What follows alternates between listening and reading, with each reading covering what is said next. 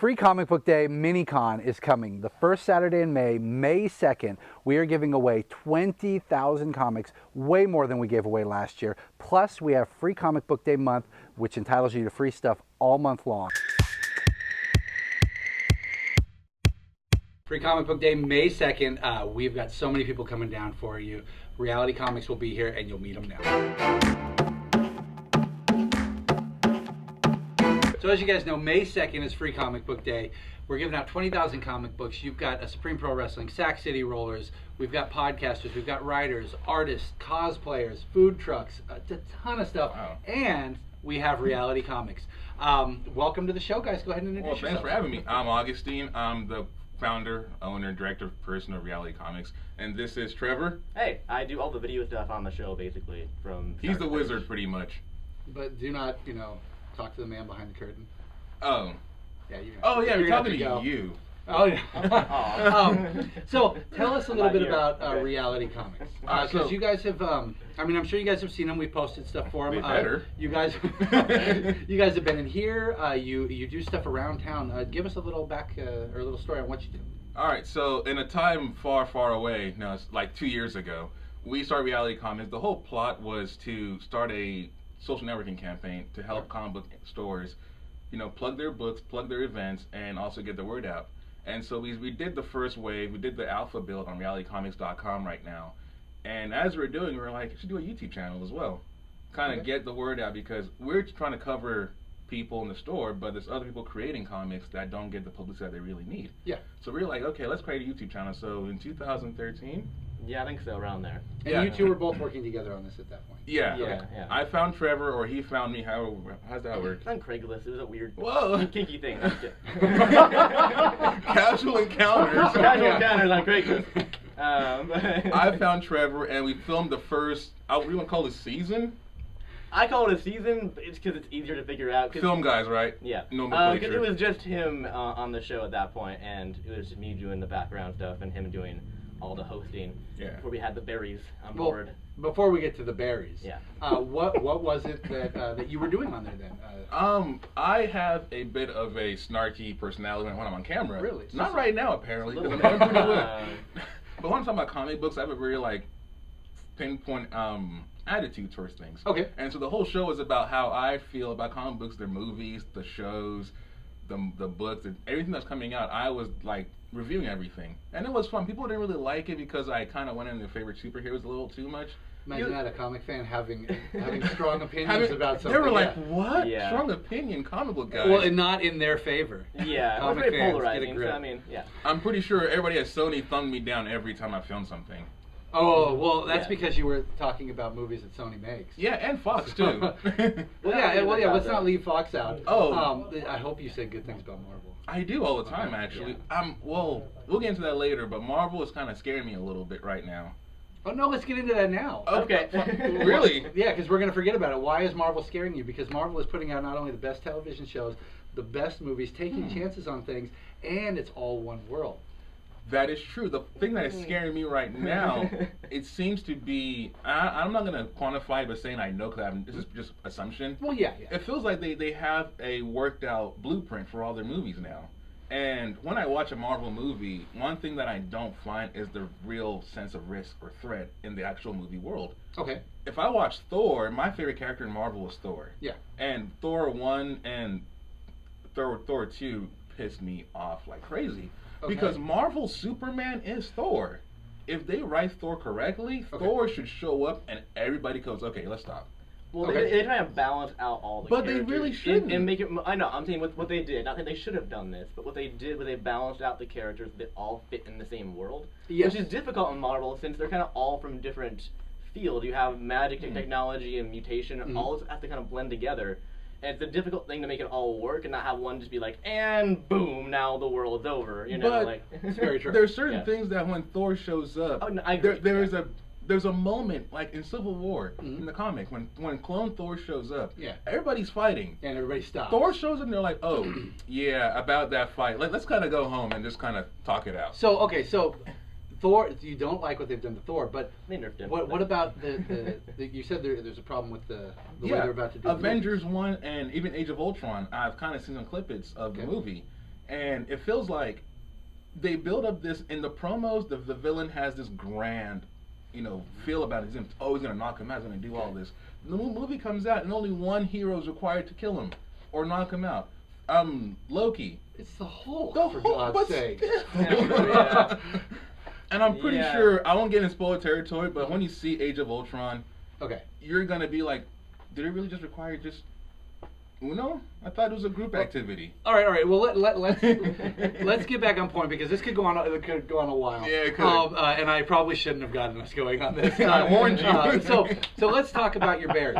All right. So My berries. Which berry do you want to talk about The first? left or the right berry? I'll take the left berry. Left So Okay.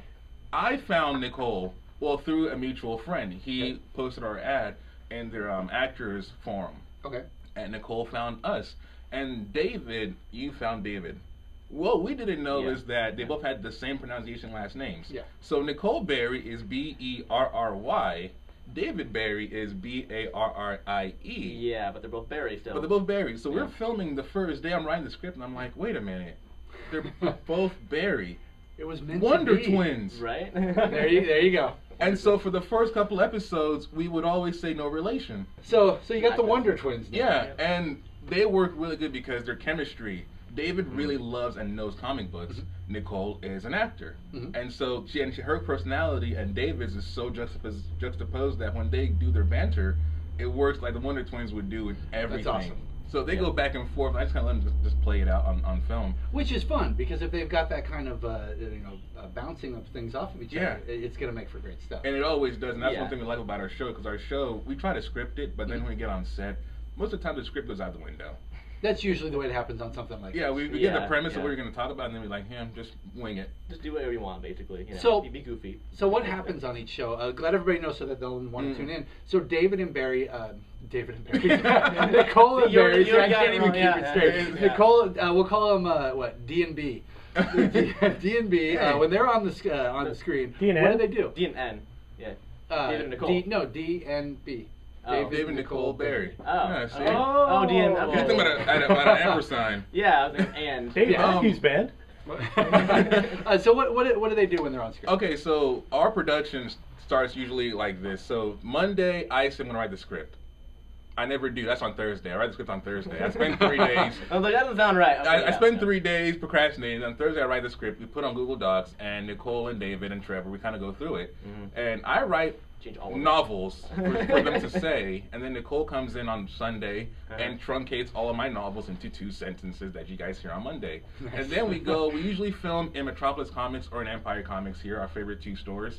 And we show up, Trevor has his giant rig, I have his my prompter. teleprompter with my camera set up and my audio.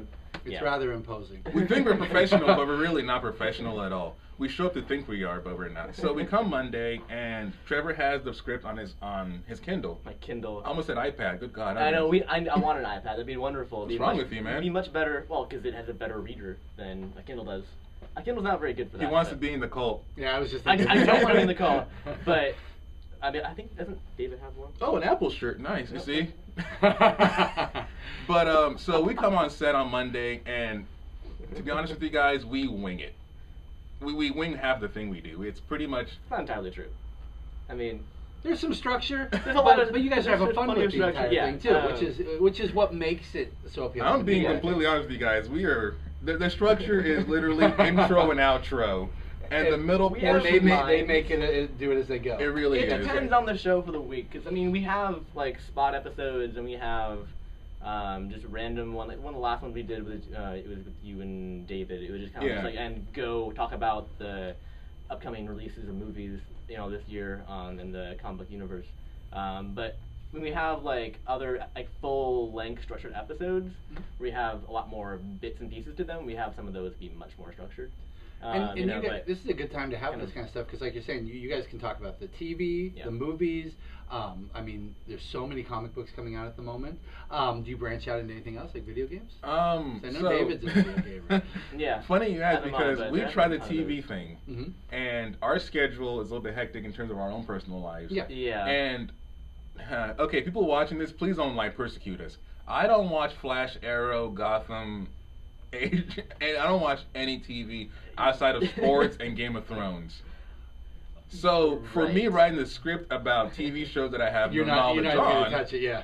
we tried that once, The thing and is, I watch all of the shows. I watch every single show, basically. I watch Constantine, Nerd. Flash, Arrow, Agents of S.H.I.E.L.D., Agent Carter, iZombie now. Really? Yeah, it's actually good, okay? I've heard great things. It's actually good. The commercials are terrible for it, but it's actually really good. I watch Gotham. He hates Gotham. He won't watch it, though, so whatever. there's reasons for that. Don't try You're to. full of nonsense. That's what your reason is. A Batman world without Batman and little kids. It's not a Batman. It's about Gotham. It's about... Catwoman's like 12 years old. She is, yeah. And I'm sorry, but my beginning Batman is Frank Miller's Year One, and according to that, Commissioner Gordon is nowhere near Bruce Wayne as a kid. It doesn't matter. It's an alternate universe. They do all the time. Alternate what universe? Nolan's universe? It's an alternate Batman universe. No, it's not even a part of that. It's closer to that though than anything else.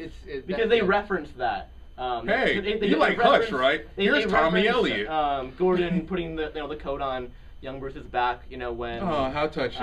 It's in the third How movie. touching. Okay. And that happens in the show. So I mean it kind of ties in a little bit. But Here's a coat for your murdered parents.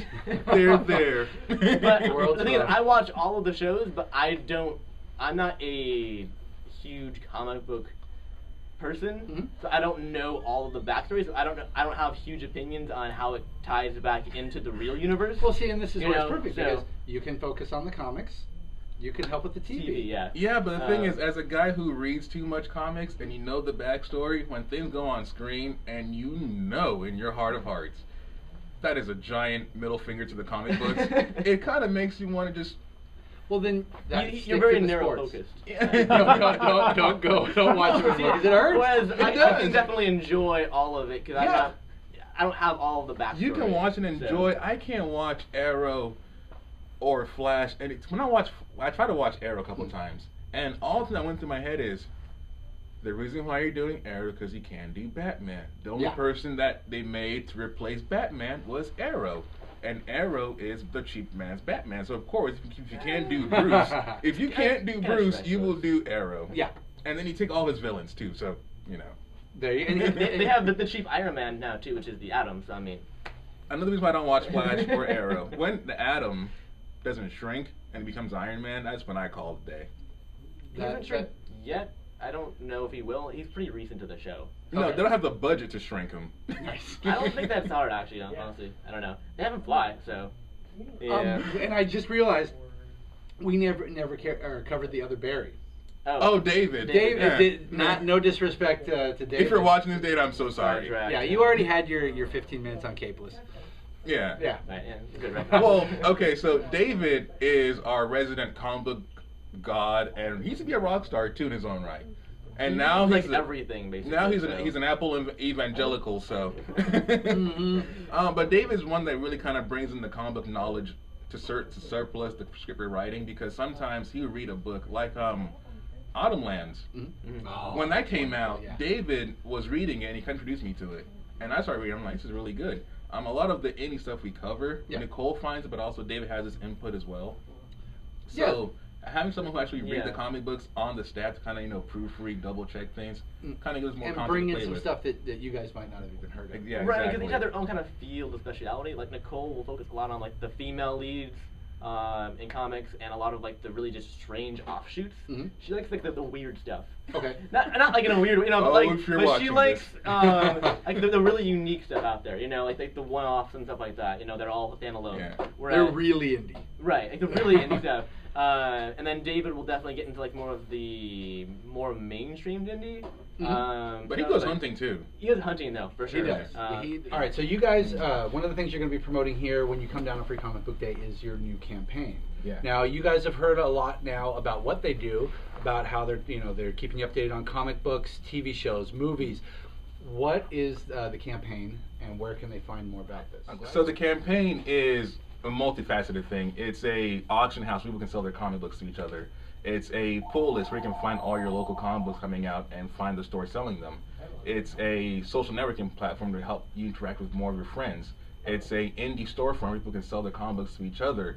It's a faceted thing. Think about like a social networking platform with bits of what do you want to call it? eBay Bixton with Yeah, an I was actual. about to say, it sounds like eBay. it's a bunch of different things Yeah, that we're people taking- are going to different spots for. Yeah. Yeah, And you kind of can putting own it It's a all one, culmination of basically, yeah. all the things an indie creator or store would need to make them successful. We're trying to get all those tools in one place where people can actually use them and not have to worry about going to different parts of the internet to help promote themselves. We're doing it all in one place, easy for anybody who's trying to promote them books, buy their books, sell their books. Trying to make it so that if you like comic books, this is where you want to be every day. Okay. And like you said, it'll show them things that are going on in town, so you guys can find out all about that. So how long do they have to go check this out? So actually, Not that you want to wait. the campaign's up right now. Go on IndieGoGo and just type in Reality Comics. You should find us.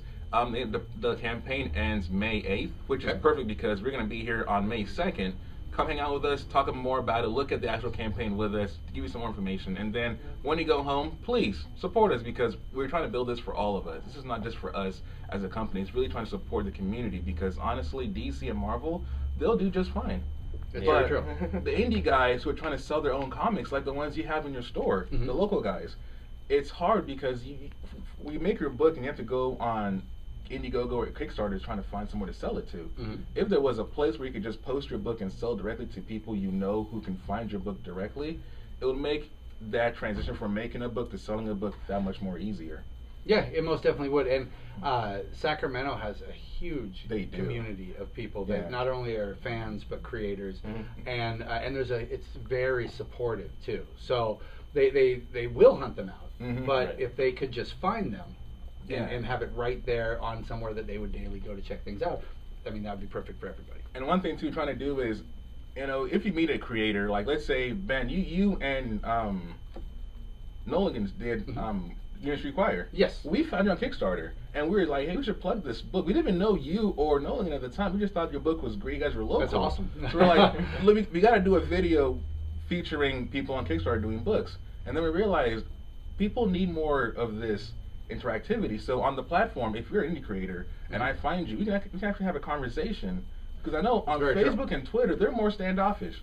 If I message, Josh Whedon, he won't reply me immediately like, oh yeah, you're totally cool. Thanks for hitting me up. Yeah. But on our platform, we're trying to make sure that it's more of a community where you can actually meet the creators that's creating the books you're reading. Because if we met Well, yeah, and that helps with the videos and stuff. it does. Yeah. We met Mel Ruby and him and Mike. They were doing Bound Dead, and we were like, they were so approachable. We want people to be approachable That's awesome. because Facebook is kind of. Yeah, no. It can be that way because a lot of Yeah. those things are just, they're, hey, this is my site, come like me.